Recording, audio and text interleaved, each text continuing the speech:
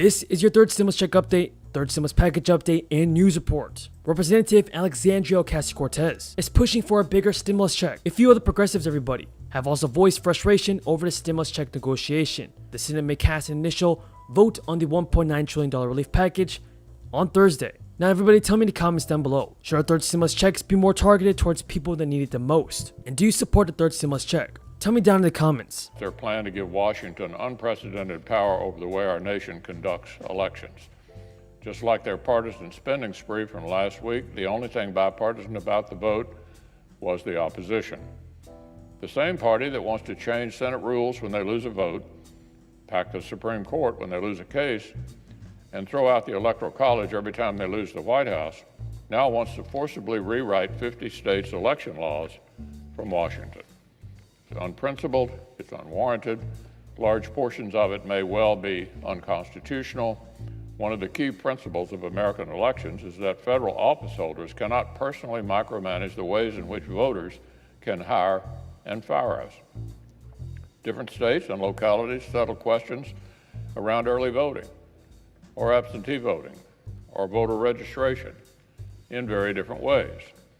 Washington Democrats want every county in America to have the answer to all those questions the way they want. For example, no state would be able to have a simple voter ID requirement unless they neuter it with a massive loophole. But every state would be forced to allow ballot harvesting, where paid political operatives can show up carrying a stack of ballots with other people's names on them. Imagine looking at this national landscape where we've seen the losing side doubt the legitimacy of 2 consecutive presidential elections and thinking this is the time for a sweeping one-party rewrite of election law. Democrats are also coming after America's free speech. The Federal Election Commission was set up after Watergate to be a bipartisan panel by design. The FEC intentionally needs bipartisan consensus to throw a penalty flag. Washington Democrats want to scrap that as well. Their bill would convert the FEC into an odd-numbered partisan body, and this partisan FEC would get even greater scope to nose around in even more of America's speech and America's activities. The bill also tramples on citizens' privacy with new mandates that would intensify cancel culture and help mobs harass people for their private views. Even the left-wing ACLU condemns this part of H.R. 1. This is what the ACLU had to say. It could directly interfere with the ability of many to engage in political speech about causes that they care about and that impact their lives, end quote, from the ACLU. That's right, House Democrats have swung so far to the anti-free speech left, they've even lost the ACLU. Speaking of political swigs, Democrats also want Washington to take over elections, should remember that majorities in Congress actually come and go.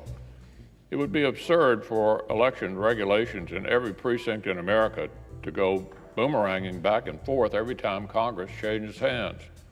Millions of American voters elected 50 Republican senators and a whole lot of House Republicans to make sure that Democrats play by the rules. 25th, we passed 3 bills, well over $2 trillion, 96 to 1, 90 to 8, and 96 to nothing. So I would argue to the American people that it's not like the Republican Party and the Democratic Party can't work together when it comes to COVID relief. But now that the Democrats have the House, the Senate, and the White House, there seems to be no desire to go down that road, and I'll talk about that in a minute. So April 21st, 2020, we did $355 billion more. That was by voice vote. Spending $355 billion by voice vote is pretty astonishing. 1.9 trillion, 96 to nothing is pretty astonishing. September the 30th, 2020, 8 billion more, 84 to 10. December the 21st, just a few months ago, we spent another trillion, 92 to 6. Why do I bring this up? I bring it up to show that there's plenty of bipartisanship around COVID relief, and that bipartisanship has stopped. And President Biden made a big deal about wanting to bring the country together and find common ground. Well, the one area that we'd actually had common ground, we've abandoned common ground to deal with a $1.9 trillion package just months after we authorized $1.04 trillion. And here's the problem I think Republicans have. The $1.9 trillion being proposed now, about 90% of it's got very little to do with COVID. It is a liberal wish list. And the reason I know it's a liberal wish list is because Senator Schumer said 15 times yesterday, about 15 times, that it wasn't a liberal wish list. So if Senator Schumer's saying it's not a liberal wish list, it's a liberal wish list. And I'll be able to prove that in more detail. So that's the history of bipartisanship. That bipartisanship has been destroyed. We had 10 Republicans, I think, go to the White House to offer around $700 billion that would extend checks, that would do vaccinations, would do a lot of things that we think we need to still do, but that went nowhere. So another point for the American people. We're going to a partisan approach to COVID for the first time. I went over the amount of money we've appropriated for the COVID problems the country's experienced. And here's what I want you to understand. We're going to spend $1.9 trillion in a partisan fashion. I think a lot of it's very much unrelated to COVID, simply because they have the power to do it. They now have power of the federal government, complete power.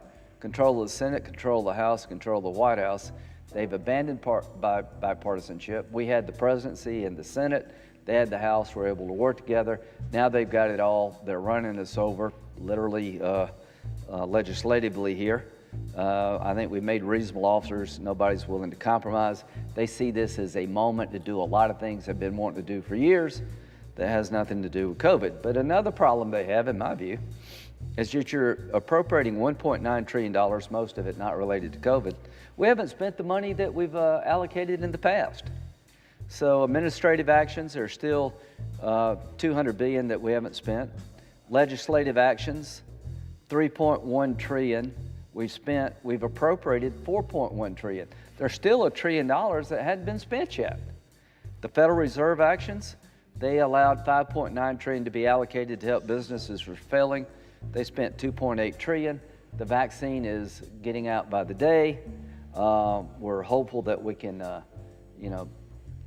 change the course of the virus, get people back to work. And to qualify for SSI, you must have little or no income and few resources. The value of the things you own must be less than $2,000 if you're single, or less than $3,000 for married couples living together. Now, according to this chart from SSA.gov, here's the monthly payments this year in 2021 for all SSI, SSDI, and Social Security beneficiaries.